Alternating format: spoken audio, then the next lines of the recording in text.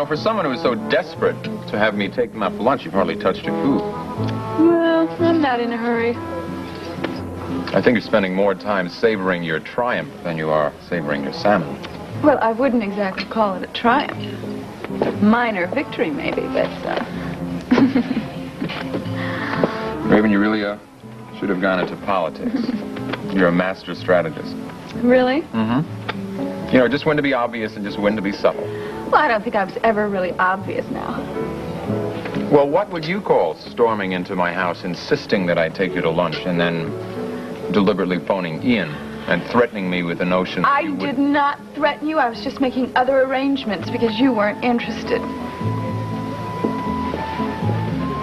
Raven, you really have got the instincts of Diana, goddess of the hunt. Thank you. But what do you expect from a woman when she comes face to face with Adonis?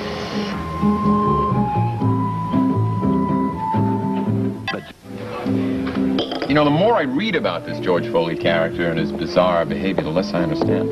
Well, all I know is that he was involved in some sort of espionage. That's all they told me. Yeah.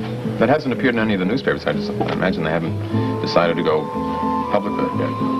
You want to know something? What's that? It's all your fault. What is? The fact that I was kidnapped, drugged, and almost murdered. You should be ashamed of yourself.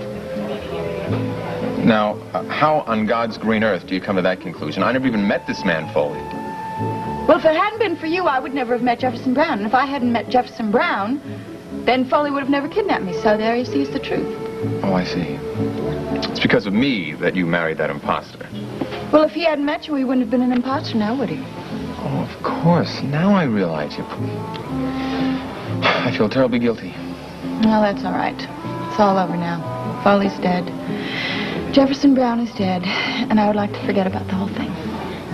Forget about it? Forget about your marriage, your loving marriage?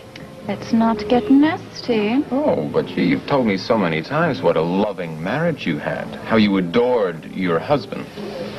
That's why you're interested in me, of course. I'm the closest thing to a reasonable facsimile you can find of him, and... Here's the dessert.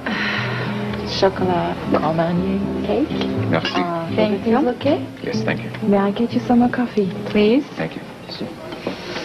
So, when am I going to see you again? If you're seeing me now, why worry about tomorrow? Well, I'm not worried about tomorrow.